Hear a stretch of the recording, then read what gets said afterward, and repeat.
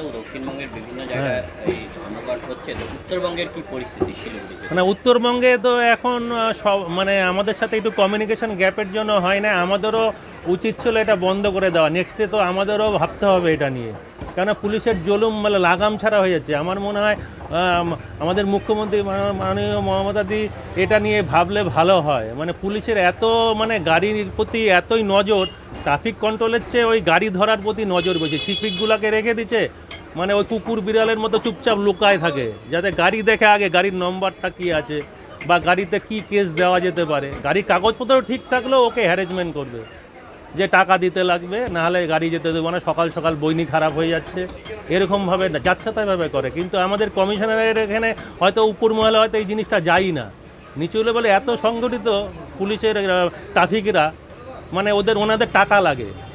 হ্যাঁ, দক্ষিণবঙ্গে তো প্রচুর ডিমের গাড়ি আসে। হ্যাঁ, হ্যাঁ। তো এটাতে কি প্রভাব পড়তে পারে আগামী কয়েকদিনের না মধ্যে? না, এরকম হলে তো সংগঠিতভাবে সবাই, এখন যদি এরকমভাবে জুলুম চলতে থাকে সবাই মানে ডিম মুরগি সবই বন্ধ করে দিবে তাতে কি পুলিশের দাম হাতে। তাতে কি দাম বাড়বে বলে আশঙ্কা হচ্ছে? দাম তো অবশ্যই বাড়বে, যদি দেখা যায় যে যেমন এর আগে লরি 5 দিনের স্ট্রাইক ডেকে দিয়েছিল। মুরগি না পাওয়া গেলে তো, ডিম না পাওয়া গেলে, এখন তো সস্তা মুরগি আর ডিমই, সবজির যে হারে লাগাম ছাড়া দাম বাড়ছে। মানে ট্রাফিক এই প্রশাসনের উচিত, আর আমার মনে হয় আমাদের মুখ্যমন্ত্রী ওনারও দেখা উচিত যে আমাদের ট্রাফিক মানে মানে ওনাদের ট্রাফিক মেনটেন করাচ্ছে, মানে ওই টাকা রোজগার করাটাই মেন হয়ে গেছে, লাইসেন্সধারী একটা পেশা হয়ে গেছে।